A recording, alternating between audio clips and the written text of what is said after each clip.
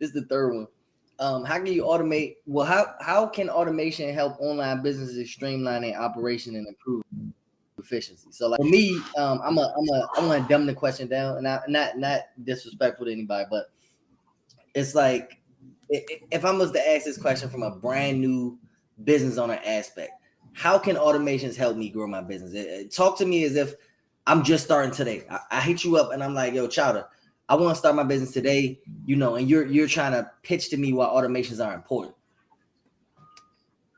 Okay, I'm gonna try not to be too technical. So usually when people come to me asking about automations, the first thing I'm mostly gonna ask them is like, do they already know their workflow, or what is their workflow, right? Like, and I'm gonna try not to. There's so many things popping up in my head.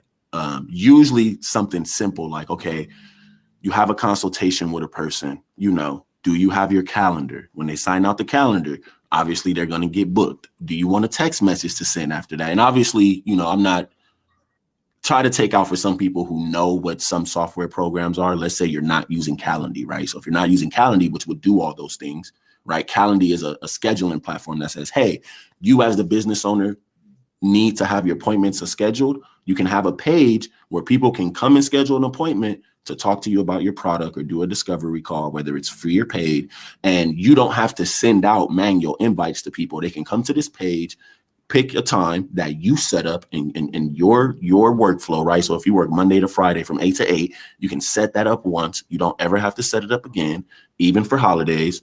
And then people can come and book, and there's an automated process of booking the actual time, picking the day, a follow-up to confirm that, right? Then automatic reminders so they don't forget. And if they do, they can reschedule, and then that automatically notifies you, and most likely in an email or a text message or one central hub. So you don't have to, just for that one example of booking clients, right, have to manually repeat those tasks of following up with everybody. Because let's say you do good on your first day of business. Let's say you have 20 people already, but you don't want to go out and try to contact 20 people every day, because some people, they may be dealing with a school calling. They may be at work. They may forget. There's a plenty of other things, right? So that's right. Right. So there's just one example of automating your kind of discovery call process, or even just talking to clients. And then you may have automation for onboarding. So I may say, hey, look, you're coming to me, Chowder, I'm an agency. I need to onboard my clients so I can design their website. So I'm going to say, okay, well, maybe you should do something like after they pay whatever fee, right? You have an automatic email that's a form that says, hey, we need your business information. We need your address. We need your phone number. We need your logo. We need emails of your VAs or whatever the case may be. So when they upload that into that form, it goes to you, to your database or your VAs. And now you don't have to, still once again, go back and forth. I mean, some software will allow the process to be even more smooth line, to the point to when they fill out the form, it actually inputs all that stuff into their specific sub account. So you don't even have to do it. See what I'm saying? Yeah. But look, this is the crazy thing. I understand what you're saying, but I feel like 3 years ago I would have just muted you, because I think that's something that we can work on though. I think we need to build like an automation for dummies. You know how they got the for dummies books?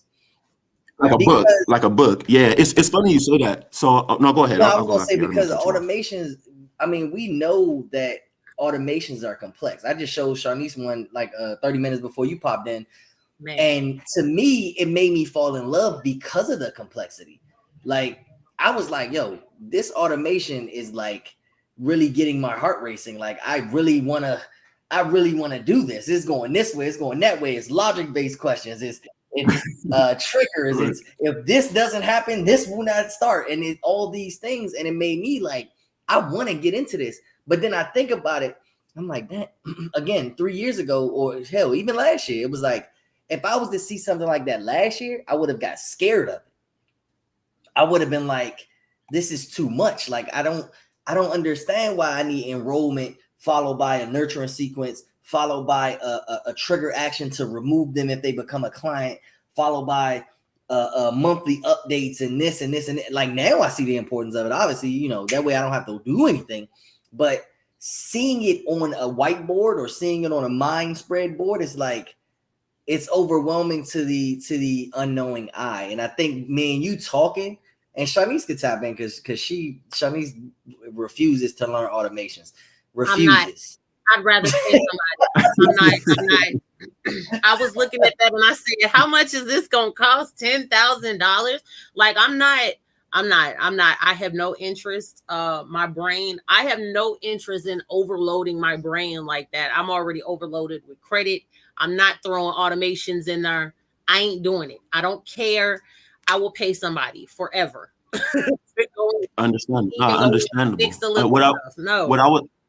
What I would say to that, because one, deep down, I'm a solutionist, so I like to try to solve problems. That's just me. So for me, my actual like introductory and knowledge about software and automations is very different than most people, because I didn't learn from it from business. One, I just happened to be kind of very knowledgeable, and it just happened to be a gift. But also, I believe, and this is one thing about technology, because a lot of my clients are actually like 50 plus. So I deal with a lot of older people that, you know, are going to give me all the rejections in the world. I'm in a chamber of commerce where everybody's older, so there's always natural objections. I do believe that two things that I see when it comes to tech: a lot of people who talk about tech are not visually showing these people, right? So like, for sure, automations, I probably can't even count more than 5 people who talk about automations. And there are specific reasons why people don't do this, right? But in the form of when people talk about it, they're not showing you in Go High Level. They're not showing you in Zapier. They're not showing you in a no-code platform to actually visually help you, right? And I'm not knocking anybody for doing that. But like you said, if I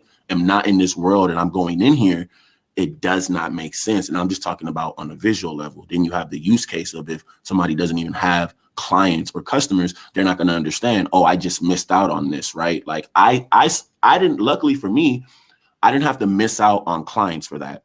I read a lot. So what I did when I got into business, because, and I think a lot of people are like this, but they don't think about it as deep. I said, what exactly is Facebook, Amazon, and all these other companies doing when they follow up with me, when they send me text messages, when they do all their automated stuff? What are they doing? And I find out what those companies were, whether it was Twilio, Zapier, SendGrid, Mailgun, whatever the case. And I said, okay, I need to learn this to see how they operate and do that. But specifically, I learned about automations in 2012 or 13 from a company called IFTT, which stands on the principle of automation and code. If this, then that.